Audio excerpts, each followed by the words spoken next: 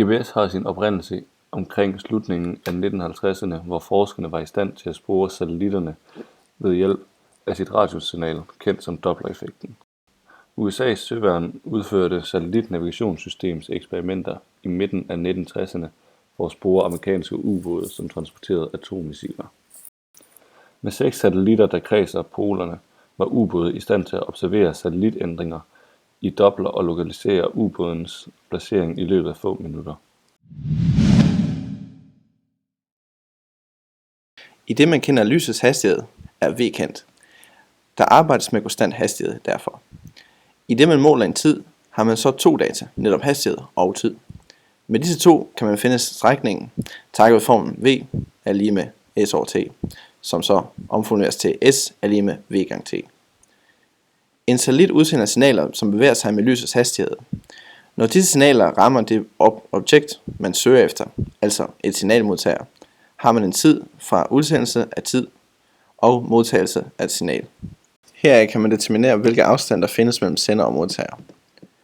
Satellitterne anvender et atomur, hvilket er utroligt præcis.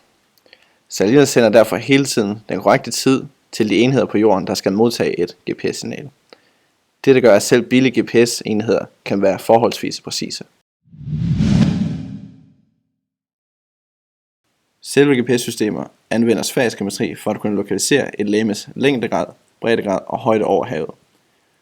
En storcirkel er en cirkel, som fremkommer ved skæring af kuglefladen med en plan, der går gennem centrum. Et eksempel på dette kan være ækvator. Denne vinkel kan regnes ud eller måles. Vinklen mellem 2 storcirkler defineres som vinklen mellem 2 planer, der frembringer storcirklerne. Den sfæriske afstand mellem 2 punkter A og B defineres som buelængden af den mindste af de 2 storcirkelbuer, der går gennem A og B. Den sfæriske afstand kan angives i radianer eller grader. Hvis man forestiller sig et rundt objekt, som f.eks. en appelsin, og man tegner 3 storcirkler, som alle skærer hinanden i samme 2 punkter, så vil der blive formet 6 tokanter. Så en tokant er det, som vi vil kalde for eksempel en appelsinbåd i dagligdagen. Vinklen, der bliver dannet mellem 2 storcirkler, er fundet ved skæringen. Der hvor de 2 storcirkler skærer hinanden, vil der dannes en vinkel. Efter at tegne 3 storcirkler på bolden, kan man se, at der er 6 steder på bolden, hvor storcirklen skærer hinanden, og disse punkter kan vi kalde henholdsvis A, B, C, A-mærke, B-mærke og C-mærke. A-mærke, B-mærke og C-mærke er alle markeret diametralt modsat af A, B og C. Så når man har fundet A, og man går lige igennem bolden, så finder man A-mærke, og det samme med B og C. I denne opgave skal der bestemmes distancen mellem 2 byer af egen valg. Byerne er således København og New York. Først finder man de 2 byers koordinater online. Når disse koordinater er kendt, skal der anvendes sfærisk geometri for at bestemme distancen mellem de 2 valgte byer. Først bestemmes der A og B og store C med de viste formler. Derefter anvendes cirkusrelationer som vist for at finde buen C. Her bruges det fundne resultat for at finde afstand mellem 2 byer og den viste formel, hvor R er radius af jorden, som har værdien 6.370 km. Afstanden er nu bestemt.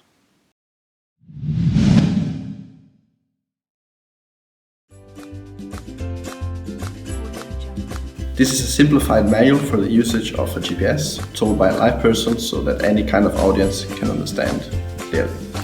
The GPS device can have different size and shapes in accordance to their purpose, whether it's used as a bracelet on your ankle or wrist, or a necklace, or even just an item in your keychain. For the GPS to function, it needs a power supply, which is almost in all cases a really small battery, a flat round-shaped battery. The GPS is water resistant, although we do not recommend it to be used in watery areas. The GPS tracker can always be tracked through our website, and that can be done with either your computer at home or your mobile smartphone.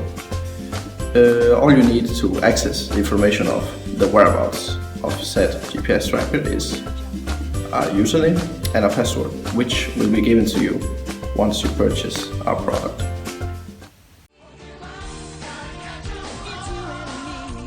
Pokémon Go tog Danmark med storm sidste sommer, da det udkom. Pokémon Go kan hentes til Android og iOS. Herved kan du gennem din telefon se Pokémon-verdenen. Appen er koblet til telefonens GPS, og kan derigennem vise et kort med placering af en karakter, Pokémons, gyms osv. Der findes en journal, hvor der står, hvad du har fanget og hvornår, og går du ind på den individuelle Pokémon, ses der, hvor den er fanget.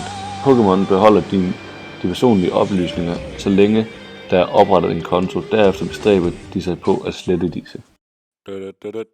Skål.